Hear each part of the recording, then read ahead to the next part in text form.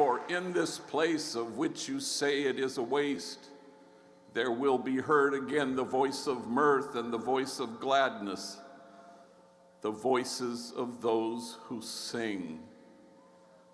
For you have decided to go from here and to allow other voices to be heard.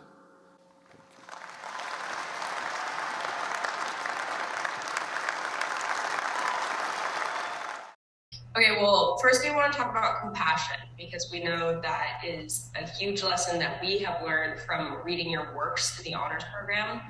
And just want to ask, what does compassion mean to you? You know, the idea is to kind of identify who are the people on the margins, who are the people who have experienced having been cut off.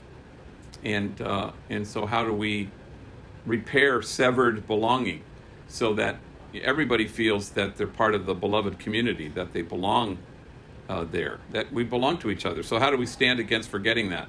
So a lot of times people just think compassion is just this, nice feeling about somebody else or what somebody else is feeling or suffering.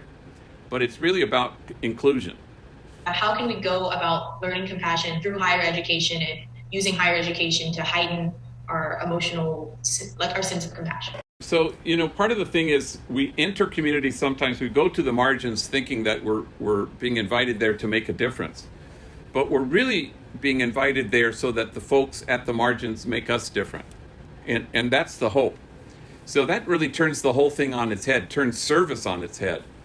So the goal is not to serve or to reach or to fix or to rescue, but the goal is to have your heart altered by somebody else. It feels passive, like I'm just receiving, this other person. But it's really about, exquisite mutuality, that people are entering together their own dignity and they're inhabiting their own truth. And that's a powerful gift that we offer to people.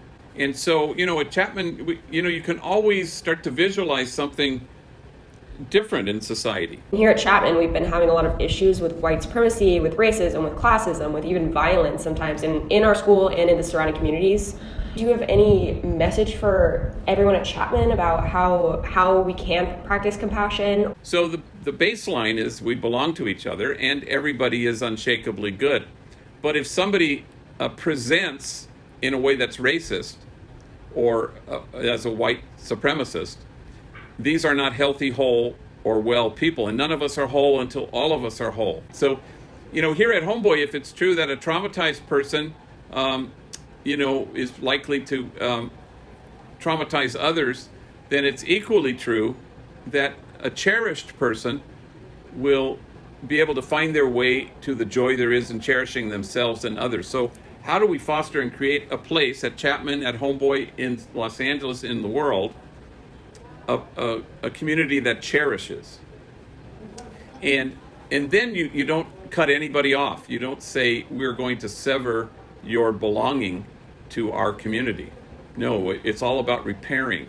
So the day may well come, I hope, in my lifetime where we no longer punish wound, but we seek to heal it. And we no longer ostracize folks, but we include people. And we move beyond the short-sighted, unsophisticated moral outrage and somehow get to the moral compass that insists that none of us are whole until all of us are.